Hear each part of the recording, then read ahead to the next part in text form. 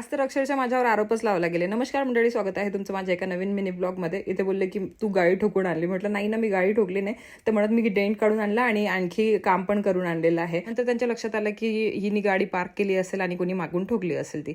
तर असं आहे. आणि ही गाडीचं काम त्यांनी करून आणलं होतं, म्हणजे लाइटिंग वगैरे लावून आणली होती. आणि तुम्हाला अद्विकची ड्रॉइंग दाखवते. खूप छान ड्रॉइंग करायला लागलेला आहे तो. संध्याकाळी बाहेर निघालो तर पाणीपुरी बघताच कंट्रोल झालं नाही, म्हणून पहिल्यांदा पाणीपुरी खाऊन घेतली आणि नंतर मग निघालो बाहेर जाण्यासाठी. पहिल्यांदा जायचं आहे बुटीकमध्ये, कारण मला ब्लाऊज पण टाकायचे होते, जे वैभवच्या लग्नात मला साड्या घालायच्या आहे त्याचे.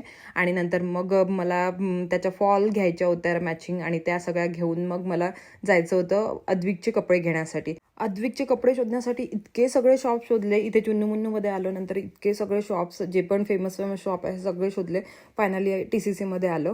कुठेच काही मिळालं नाही. TCC मध्ये पण नाही मिळालं. नंतर एका शॉपमध्ये गेलो तर तिथे अद्विकचा ड्रेस मिळाला. आणि हो, खूप जणी विचारत होते की तुम्ही कोणत्या बुटीकमधून ब्लाऊज शिवून घेतात. तर नमन्ना गल्लीमध्ये एक न्यू लुक म्हणून आयाज भैयाचं बुटीक आहे, तिथून मी ब्लाऊज शिवून घेते.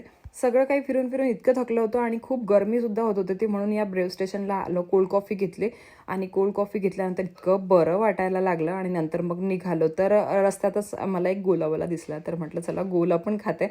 मला गोला दिसल्यानंतर कंट्रोल होत नाही. तशी ही गरमी इतकी होत आहे की थंड खाण्याची इच्छा होतेच. घरी आल्यानंतर यांचं काहीतरी वेगळंच दिसलं. इथे यांनी ह्या चार्जिंगचा लाईट लावला आणि जो लॅम्प काढून ठेवला होता तर तो ते लावत आहेत. तर ह्या सगळ्या गोष्टी होत्या. आणि चला मग इथेच या ब्लॉगला थांबवते. व्हिडिओ आवडल्यास लाईक करा, शेअर करा आणि चॅनलला सबस्क्राईब नक्की करा. चला मग बाय, टेक केअर आणि लव्ह यू ऑल. बाय.